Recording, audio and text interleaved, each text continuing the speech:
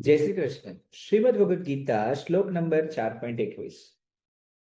નિરાશીહ યચ્ચિતાત્મા ત્યક્ત સર્વ પરિગ્રહ શારીરમ કેવલમ કર્મ કુર્વન આપ્રોતિ કિલિમ વ્યસન.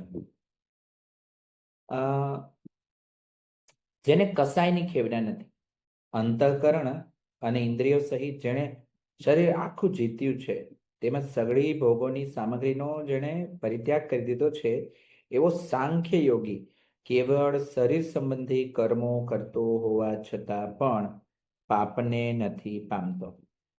એટલે અહીંયા ભગવાન શ્રી કૃષ્ણ કહે છે કે જે વ્યક્તિ અપેક્ષા રહી છે, મન અને આત્મા પર તેનું નિયંત્રણ છે, સ્વાર્થ અને માલિકી ભાવને પણ એને છોડી દીધા છે, માત્ર શરીરથી કરવાનું જે કર્મ છે, જેમ કે શ્વાસ લેવો, શૌચાદી ક્રિયાઓ કરવી, તો એ કોઈ પાપના બંધનમાં ફસાતો નથી.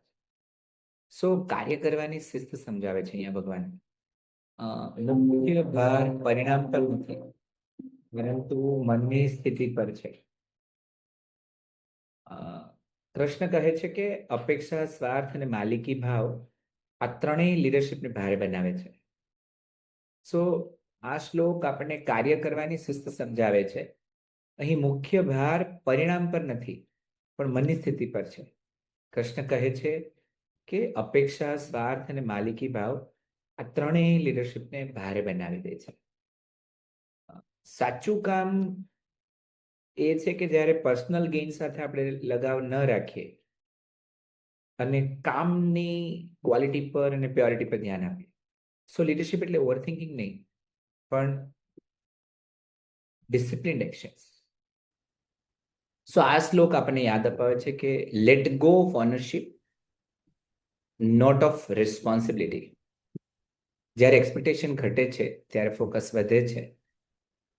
મારા માટે એક લર્નિંગ છે કે આજની મારી હું અપેક્ષાને ઓળખીશ, અને જરૂર નથી કે અપેક્ષાને હું છોડી દઉં, પણ હું ધ્યાન રાખીશ કે શિસ્તભર્યું કાર્ય, કયું યોગ્ય કાર્ય હું કરી શકું જેમાં મારી અપેક્ષા રહિત